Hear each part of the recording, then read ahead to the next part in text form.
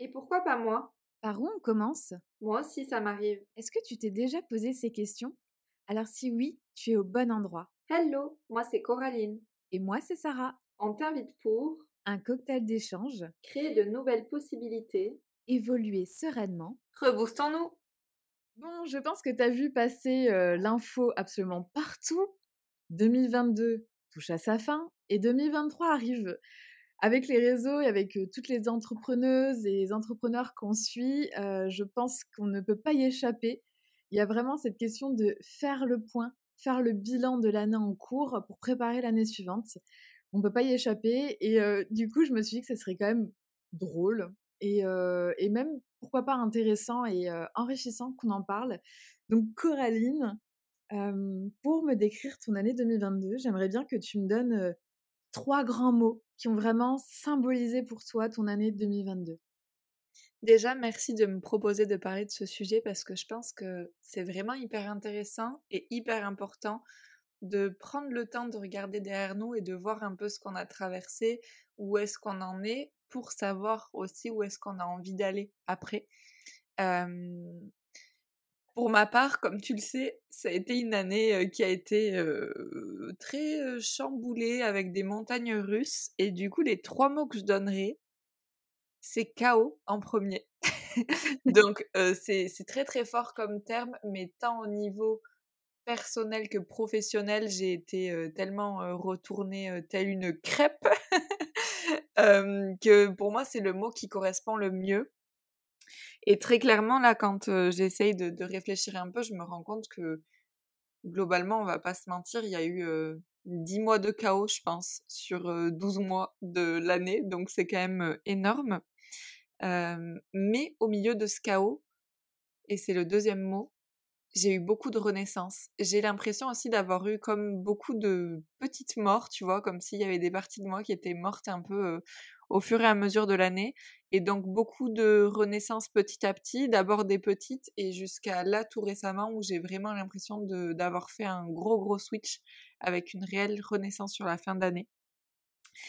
Et troisième mot, qui est en 2 mots, la paix intérieure, parce que j'ai vraiment l'impression que c'est ce que j'ai réussi à toucher du doigt et mon Dieu, qu'est-ce que ça fait du bien de le toucher du doigt et de ressentir que et je crois que c'est ça qui a été le plus fort, que même dans le chaos, et il y a eu des événements, qui ont été réellement dramatiques et que je souhaite à personne et même dans ce chaos-là, j'arrivais à ressentir la paix intérieure et ça, pour moi, ça n'a pas de prix parce que, finalement, j'arrivais du coup à traverser des événements aussi violents soient-ils avec une douceur en même temps à l'intérieur de moi, tu vois? Je sais pas comment l'exprimer, je pense vraiment qu'il faut le vivre pour le comprendre, mais c'est ce qui a fait la différence et je sais que quelques années en arrière, j'aurais pas su traverser tout ce que j'ai dû traverser cette année et surtout avec, autant de paix. Waouh, waouh, waouh! Merci pour, ces 3 mots ultra impactants. Je voulais rapidement revenir sur, cette dualité, ce contraire entre le chaos et la renaissance dont tu as parlé. Je trouve ça incroyable et tellement porteur d'espoir de se dire qu'en une année, tu as pu connaître un réel chaos dans ta vie perso et pro et que ça t'a fait renaître de tes cendres tel, un magnifique phénix. Donc franchement merci pour ce très beau partage, vraiment porteur d'espoir et je pense que ça pourra rassurer beaucoup de personnes qui traversent, des turbulences, et des mouvements, un peu chaotiques. Il y a la Mmh. renaissance derrière. Ouais et j'ai vraiment l'impression que la clé de tout ça, c'est d'être en paix avec soi-même, en fait. Parce que quand tu es en paix avec toi-même, tu traverses tout avec beaucoup plus de facilité que, quand, en plus de ça, c'est compliqué avec toi-même et que du coup, tu te bats un peu contre toi, tu vois? Donc je pense que ça a été vraiment, la clé cette année, en tout cas pour moi. Voilà et toi, du coup, j'aimerais savoir quels sont tes 3 mots? Alors, 2022 pour moi, déjà le 1er mot qui me vient à l'esprit et qui clairement symbolise cette année, c'est intense. J'ai rarement connu une année aussi intense. Il y a eu beaucoup de voilà, de bouleversements. Ça a été énormément rythmé par, plein de nouvelles choses, plein de prises de décision et cetera, donc vraiment intense. Ensuite, je dirais le deuxième mot, réussite. Vraiment, 2022 pour moi, ça a été, la réussite. J'ai réussi, ma formation de sophro, j'ai réussi ma formation d'hypnose, j'ai réussi à démarrer mon activité et je suis en train de réussir ma formation de psycho. Je vais pas trop devancer la fin de ma formation de psycho, mais pour le moment, ça se passe très, très, très, très bien, donc vraiment réussite. Et le dernier mot qui me vient là pour 2022, liberté. Cette liberté d'être enfin moi, enfin faire ce que j'ai envie de faire et cette liberté de me lever le matin et de me dire, «Waouh, j'ai la liberté de programmer ce que je veux aujourd'hui, de faire ce que je veux». Enfin, en partie parce qu'il y a cette formation, on en reparlera, mais ouais, vraiment intense, réussite et liberté. C'est des mots très forts aussi, je trouve. Je me dis qu'on a je sais pas si c'est le cas de d'autres personnes et peut-être d'ailleurs de vous qui nous écoutez, mais j'ai l'impression, en tout cas autour de moi, que pour beaucoup cette année a été chargée de quelque manière que ce soit, tu vois, toi par ton intensité dans les formations, dans tout ce que tu as eu à faire, dans le lancement de ton entreprise. Enfin voilà, ça a été une année quand même très chargée et en même temps, comme tu le disais, magnifique et couronnée de très belles réussites. Mais j'ai vraiment l'impression que c'est un peu un bilan général qu'on peut tirer des personnes, que ce soit dans leur vie pro ou dans leur vie perso. Et je trouve ça intéressant, tu vois, peut-être que ça fait lien aux énergies dont on entend parler régulièrement. Je saurais pas dire parce que je suis pas suffisamment calée là-dedans, mais en tout cas, j'ai vraiment l'impression qu'il y a quelque chose de cet ordre-là où on suit tous un certain fil rouge un petit peu finalement au fil des années qui défilent. Et le dernier mot, la liberté, je trouve ça Ouais. juste incroyable et magnifique. Et je pense que ça fait partie des valeurs de beaucoup de personnes et c'est génial quand on réussit à l'atteindre en fait. Ouais, ouais, clairement. Merci en tout cas. Mais de rien, avec plaisir. Mmh. Je voulais voir avec toi aussi, parce que là, du coup, on a posé, 3 mots très forts, chacune de notre côté, pour symboliser notre année 2022 et qui dit bilan, qui dit rétrospective, dit faire le point. Je pense que tu vois où je veux en venir. J'aimerais bien que tu nous cites, par exemple, 3 de tes réussites cette année. Ce qui, pour Mmh. toi, symbolise une forme de réussite. Chacun sa définition, mais voilà, Mmh. les 3.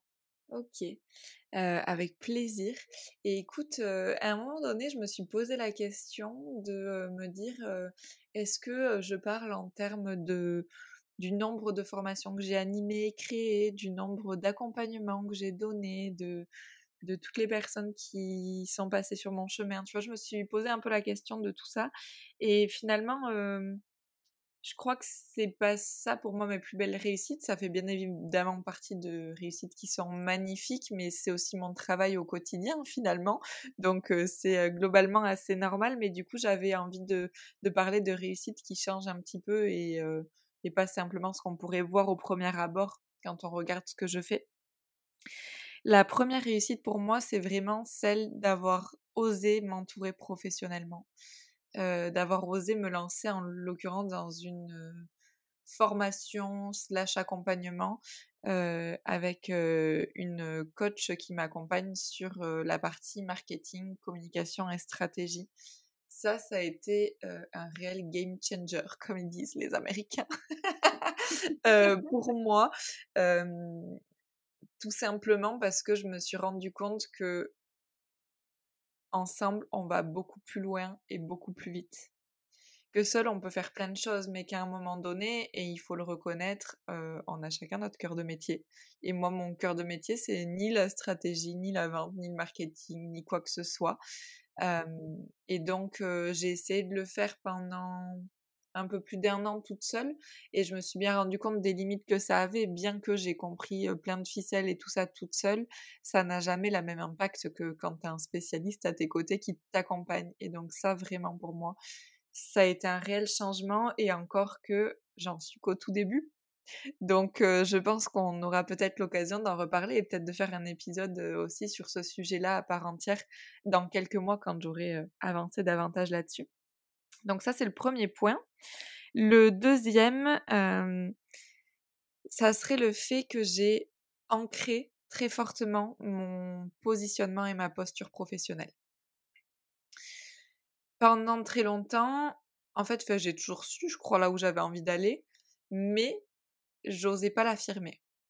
Parce que, bien que, je fasse partie de ces gens qui ont du mal à rentrer dans des cases, j'ai cherché à y rentrer. Donc c'est comme le carré qui essaye de rentrer dans le rond, ça n'a jamais fonctionné. Mais j'ai quand même essayé et jusqu'au bout, hein. Pendant un certain temps, j'ai essayé de rentrer dans des cases, et encore que, hein, je suis sortie de beaucoup de cases, mais en tout cas, par exemple, la casquette de sophrologue, je voulais absolument rester à l'intérieur et donner ce mot-là, quand, je parle de moi aux gens, tout simplement parce que, j'osais pas me définir par un terme, un peu autre, qui est peut-être, moins connu, qui est, peut-être, je sais pas, parfois moins valorisé aussi. Enfin, tu vois, il y avait plein de choses qui rentraient là-dedans et je me cachais finalement derrière certaines étiquettes et certaines formations que j'avais.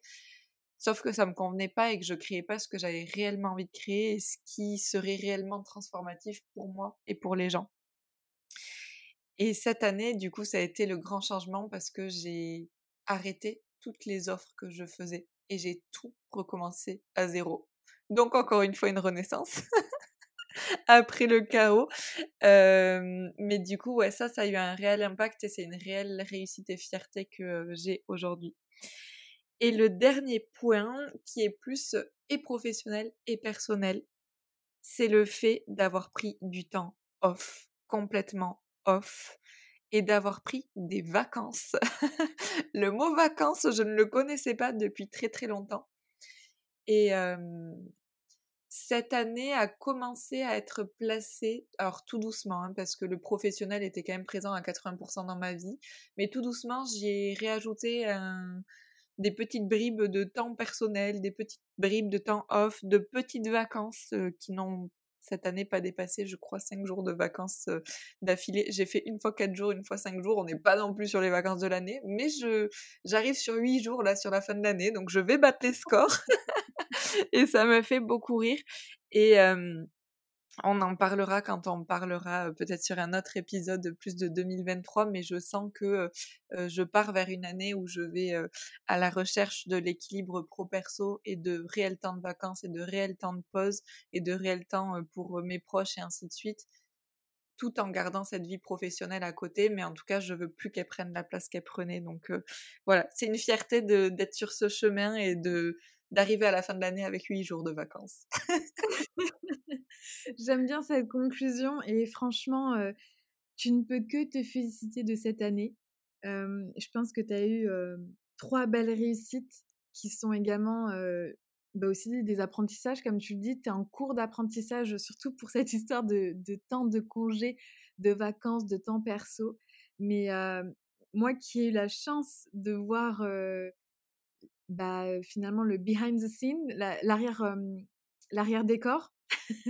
Je trouve ça génial d'avoir vu, ton cheminement par rapport à tout ça et c'est trop chouette de conclure cette année de cette façon, de se dire que tu as réussi à enfin intégrer des moments off, que tu as réussi à t'entourer professionnellement. On parle souvent, toi et moi, de se faire accompagner et encore une fois, on est en train de le démontrer. Il faut se faire accompagner, peu importe sur quelle thématique, peu importe sur quel sujet, mais c'est ultra important et du coup, la puissance de l'accompagnement qui, entre autres, parce que tu avais aussi pris, toi-même avant ça la décision, mais d'incarner ta posture professionnelle, de t'affirmer et finalement, enfin oser être pleinement toi-même, hein. Mmh. Ouais. Ouais, c'est génial et je suis en train de me rendre compte au moment où on enregistre de l'importance, j'en parlais en début d'épisode, mais vraiment là, le fait de poser des mots sur notre année et là, en l'occurrence sur mon année, je me rends vraiment compte de l'évolution qu'il y a. Jusqu'à là, vraiment, ça me fait beaucoup rire, mais ces 8 jours de congé, j'ai l'impression que c'est, le graal et vraiment ce qu'il fallait pour toucher à la fin de mon année, tu vois? Et je crois que c'est vraiment important de le poser, que ce soit par écrit ou par oral, mais de se faire ce bilan chacun de son côté, parce qu'on se Ouais. rend réellement compte de tout ce qu'on a fait, alors que sinon on l'oublie dans le quotidien, on passe très très vite à autre chose. Donc je suis très contente pour ça. Et Sarah, j'ai envie de te demander, de ton côté, quelles sont tes 3 plus belles réussites cette année? Ouais, bah, écoute, bah, comme je l'ai dit, moi, mon année, 2022, elle a été, vraiment, rythmée par toutes les formations que j'ai entreprises. Donc forcément, moi, ce qui me vient à l'esprit, c'est ma première réussite, ça a été de faire et de terminer ma formation de sophro, de sophrologie. Vraiment, j'étais, ça a été tellement un moment, enfin, quand je repense, voilà, parce que j'ai commencé ma formation de sophro en octobre 2021 et ça a été le début justement de cette liberté. Déjà, ça a été la liberté quand j'ai, démissionné de mon CDI. Ça a été la liberté de me sentir enfin à ma place quand je suis rentrée dans cette salle de cours pour assister à mon tout premier cours de sophro et du coup, de terminer cette formation de sophrologie et d'être enfin sophrologue, moi, mais quelle réussite! Enfin, pour moi, ça a été le début d'une nouvelle vie et donc voilà, ça, c'est ma première réussite, c'est d'avoir, réussi cette formation de sophrologie et bien entendu, ma deuxième grande réussite de 2022, c'est d'avoir aussi, entrepris et d'avoir terminé et surtout, réussi haut la main cette formation d'hypnose transpersonnelle qui, heu, qui a demandé beaucoup de travail aussi parce que la sophrologie, c'est vrai que c'était déjà un domaine que, hem c'est comme si j'avais une grosse partie qui était déjà innée en moi. Quand j'ai appris le métier de sophrologue, il y avait beaucoup de choses, ça me paraissait très naturel, au niveau du lâcher prise, de prendre de la distance par rapport à certaines choses, certains événements, et cetera. Par contre, la formation d'hypnose transpersonnelle, on est parti quand même dans un enfin voilà, c'est un autre délire. C'est, il faut avoir l'esprit, ultra ouvert et par chance et c'est là que je me suis rendu compte que j'avais vraiment, vraiment l'esprit grandement ouvert sur, plein de thématiques et surtout, beh, ça m'a confirmé le fait que je suis à ma juste place parce que j'ai tellement l'esprit ouvert que je suis en capacité d'accueillir absolument tout venant de la part des gens et ça, c'est juste, incroyable de constater cette qualité-là en nous, de se dire, Hem, mon ouverture d'esprit finalement me sert en tant que personne, mais aussi professionnellement parlant, de pouvoir accueillir n'importe qui. Donc ça vraiment, 2e grosse réussite de mon année d'avoir, suivi cette petite voix intérieure qui me disait: «Vas-y, vas-y, c'est ta place, c'est pour toi». Alors que je venais de terminer une formation, j'aurais pu très bien m'arrêter à sophrologue, mais j'avais cette voix qui depuis des semaines, des mois me disait: «C'est pour toi, il faut que tu y ailles» et en même temps, j'avais une part de moi qui avait un peu peur de ça parce que je me suis dit: «Oh, est-ce que ça va être accepté aux yeux des autres de faire une telle formation qui est différente, de ce qu'on peut voir, de ce qu'on peut entendre?» J'avais peur du regard des autres et au fond, je me disais: «Mais c'est tellement là où je dois aller, là où je dois aller». Oui, j'ai fait un doublon. Mais, à chaque fin de séance d'hypnose transpersonnelle, mais qu'est-ce que je me sens à ma place et qu'est-ce que c'est bon de faire ces séances-là. Enfin, c'est juste incroyable et pour terminer, la ma troisième grande réussite de cette année, hem, je vais en parler ici parce que ça a été un bouleversement et je vais en parler parce que je veux pas qu'il y ait de tabou. C'est d'avoir réussi à m'adapter financièrement à ma situation. On en a souvent parlé au cours de cette année parce que, quand tu quittes le monde salarial du salariat, bah, forcément, hein, on a conscience que ça va impacter nos finances, mais des fois, on voit pas jusqu'à quel point on peut aller dans l'impact financier. Ça me fait poser beaucoup de questions, ça me fait remettre beaucoup de choses en question, hem, mais la leçon, la réussite que j'en tire, c'est de me dire: «J'ai réussi à» je vais pas dire si, je vais quand même le dire, à changer de mode de vie.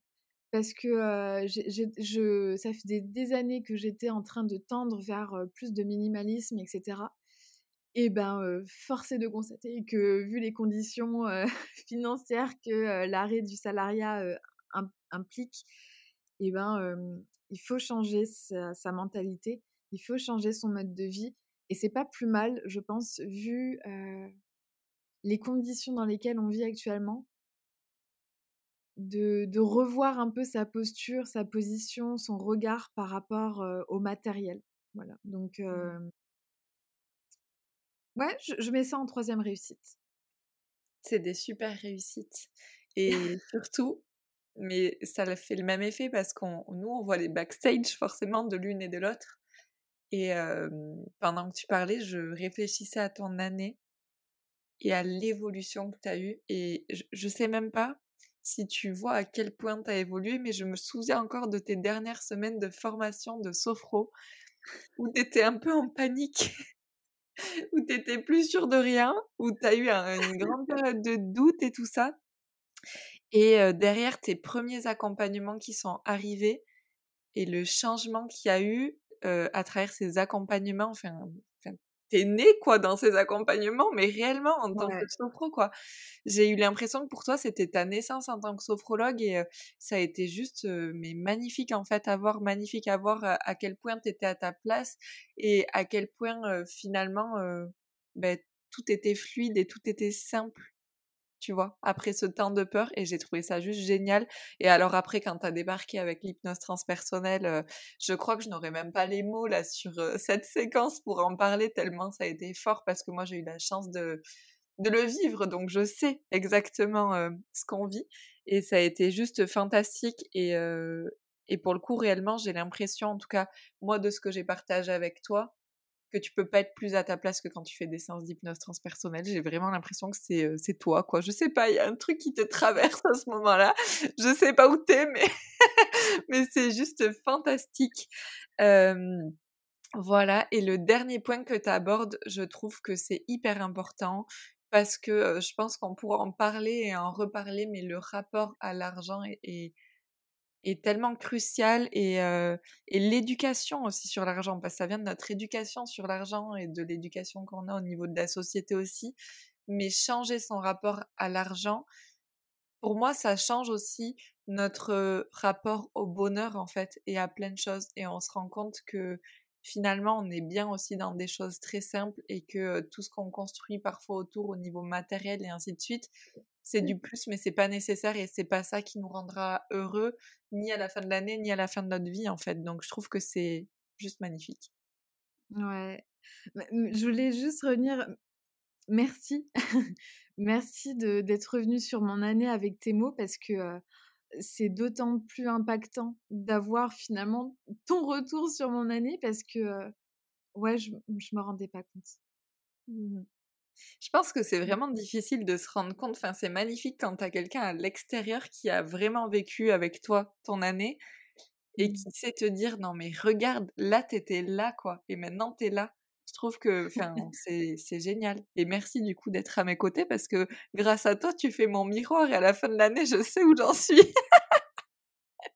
Franchement, si vous nous écoutez et que vous souhaitez vous lancer dans l'entrepreneuriat, prenez un collègue, un binôme, qui va partager cette aventure avec vous parce que c'est vrai que franchement, on a de la chance, toi et moi, de s'être trouvés et de pouvoir échanger sur, mais tellement de thématiques et on peut en parler librement et comme tu dis, quand en fin d'année, toi et moi, on fait le bilan, bah, chacune pour soi, mais finalement d'apporter notre regard à l'autre, waouh! C'est 2 fois plus impactant, voire même 3 fois plus, quoi, c'est incroyable.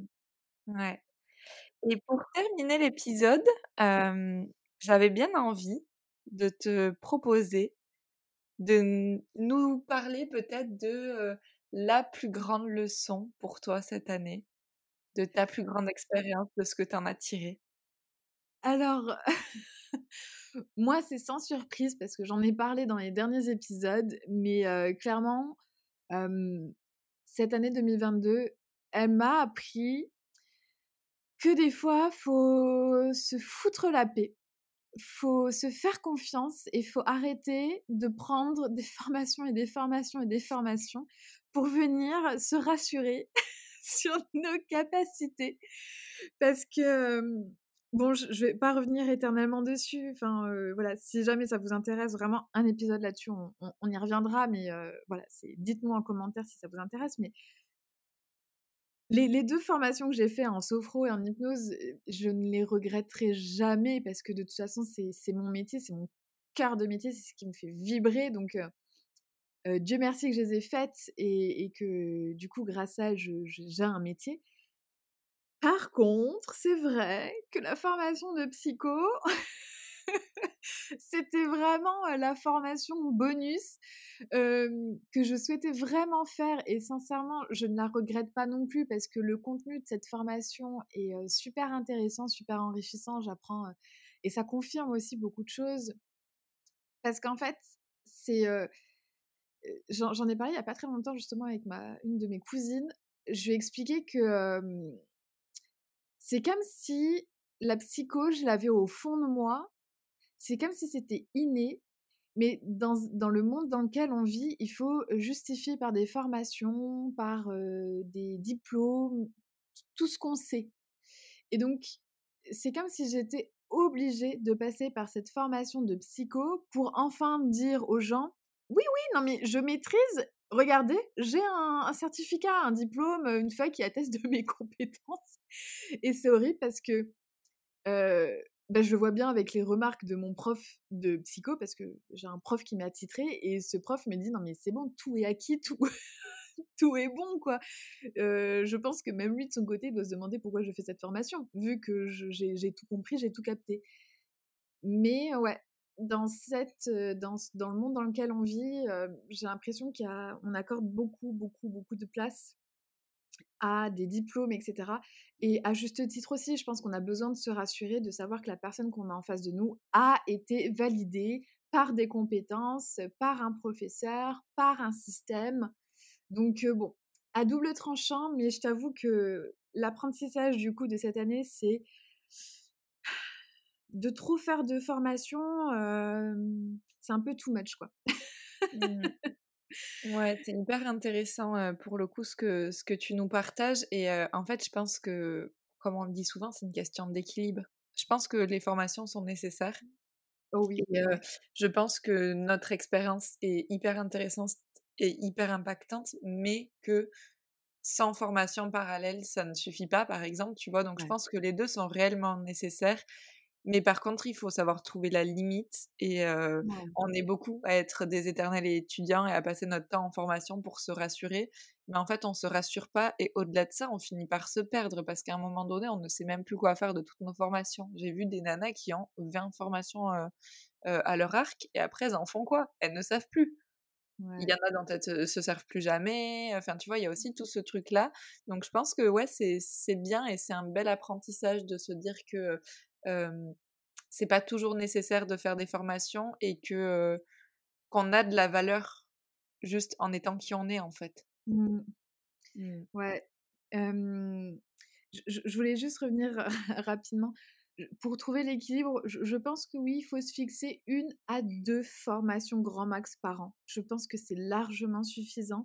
Je pense, que c'est juste ce qu'il faut pour apprendre de nouvelles choses, avoir de nouvelles connaissances pour pouvoir les apporter dans nos accompagnements, mais avoir du temps d'intégration. Ça, c'est hyper important. C'est bien d'apprendre, mais ensuite, il faut mettre en pratique, ce qu'on apprend et surtout, l'utiliser à sa façon, à sa sauce, tout en respectant un certain cadre, bien entendu, hem, pour, venir, bah, ajouter, comme tu dis, des cordes à son arc au niveau de nos accompagnements. Donc voilà, j'avais juste envie de refaire un petit point là-dessus. Bon et du coup, je suis trop curieuse, j'aimerais savoir, toi, quel est ton apprentissage de cette année 2022? Alors moi, pour 2022, des apprentissages, il y en a eu beaucoup, bah, en lien avec, tout ce qui a pu se passer et le chaos ambiant qu'il y a eu pendant tout 2022.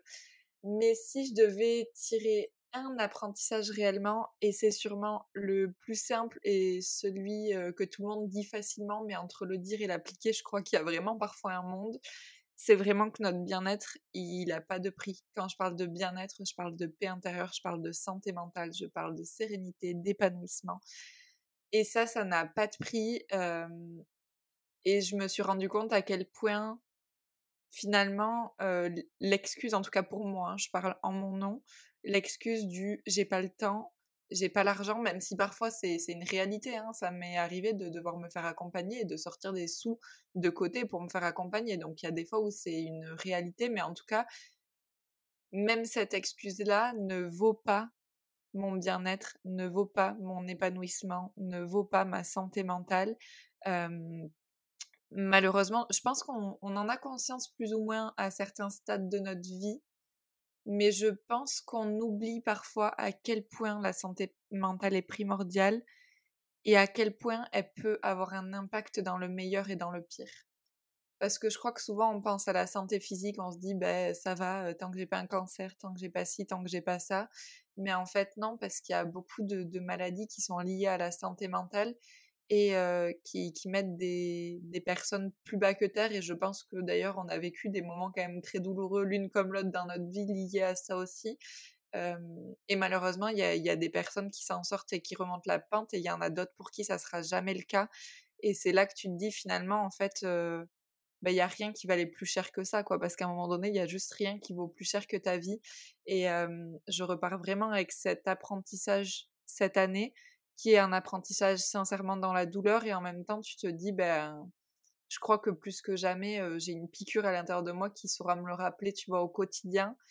Et rien que pour ça, j'ai une gratitude qui est immense, en fait, tu vois. Donc voilà, c'est un message, je pense, émouvant, beau, un peu tout à la fois, tu vois. Et je crois vraiment qu'il faut l'entendre et qu'il faut l'ancrer dans sa tête parce que, ouais, juste parce qu'on vaut tout l'or du monde et que notre bien-être vaut tout l'or du monde. Waouh!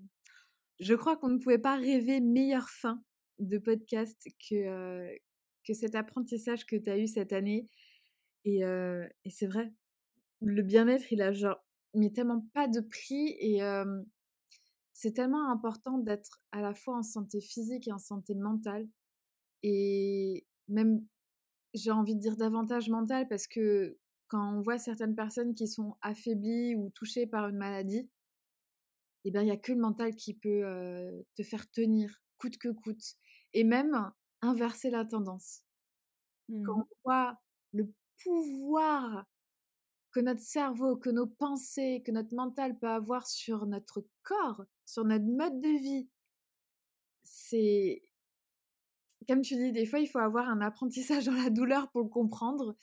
Hem, Mmh. je vous souhaite juste à vous qui nous écoutez, de pas trop le vivre dans la douleur, même si des fois tu te dis: «C'est un passage obligé» parce que, parce que ouais, c'est là que tu captes mieux les messages, que ça vient vraiment te percuter parce que, des fois tu t'y attends pas, ça te prend de plein fouet et tu te prends des tôles et des coups dans la figure et heu et au final tu comprends. Tu te dis, alors soit tu comprends qu'en fait, bah, il faut, lâcher prise, il faut prendre du recul par rapport à plein de choses. Enfin, des fois, ouais, faut juste lâcher. Voilà, Mmh. faut laisser la vie faire son truc et puis, c'est ainsi. Enfin bon, en tout cas, voilà, je voulais vraiment qu'on reste sur ton très beau message du que le bien-être n'a pas de prix. Si vous nous écoutez, que vous vous sentez, dans un coup de mou depuis un petit moment, si vous sentez que vous êtes pas, hem, ultra positif, à votre plein potentiel, parce que ça, on l'entend partout, le plein potentiel. Mmh. Mais n'hésitez pas à vous faire accompagner, il faut pas avoir honte. Je pense qu'on est en train vraiment de libérer la parole, on est de plus en plus en train de libérer la parole par rapport à ça. Il faut pas avoir honte de se faire accompagner. Au contraire, mais quelle force, humaine de se dire: «J'ai besoin d'aide» et et donc voilà. Mmh. C'est magnifique et je pense que je terminerai sur le fait de ne pas oublier aussi que, toute notre vie, on vivra tout seul dans notre corps et dans notre tête. Et même si Oui. on est accompagné, et même si on a des gens qui nous aiment autour de nous, au quotidien, on est avec nous-mêmes en fait. Donc notre priorité, elle doit être là. On a beau avoir une famille, des enfants, des parents, des frères, des sœurs, peu importe. C'est nous d'abord et c'est notre bien-être et c'est ce qui nous permettra aussi de prendre soin des gens qu'on aime autour de nous. Voilà. En tout cas, si cet épisode vous a parlé, n'hésitez pas à nous laisser un petit mot, à nous dire peut-être vous aussi en 3 mots, Oh votre oui! année 2022. Comment s'est-elle passée? Qu'est-ce qu'il en est? Voir si on a vécu le même genre de choses aussi ou si vous étiez, complètement sur une autre planète par rapport à nous. On sera ravis de vous lire et de vous répondre. On vous dit à très vite. À très vite!